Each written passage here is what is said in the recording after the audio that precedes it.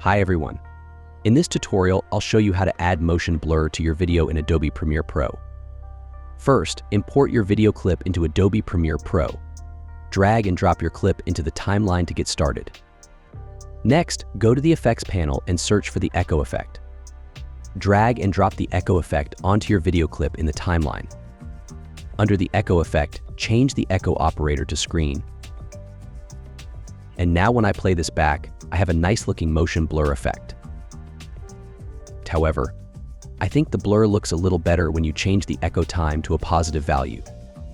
So I'm going to set mine to 0.065. You can play around with the echo time yourself, but try to change it only a little bit at a time, since hundreds of a second can make a huge difference.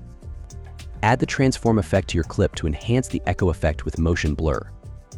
Uncheck Use Composition's shutter angle and set the shutter angle to 180 degrees or more. This will add a smooth motion blur to your video. Preview your video to see the combined motion blur and echo effect. Adjust the echo time, number of echoes, and shutter angle to perfect the look. Make sure the effect enhances your video without being too overwhelming. And that's how you add motion blur to your videos in Adobe Premiere Pro.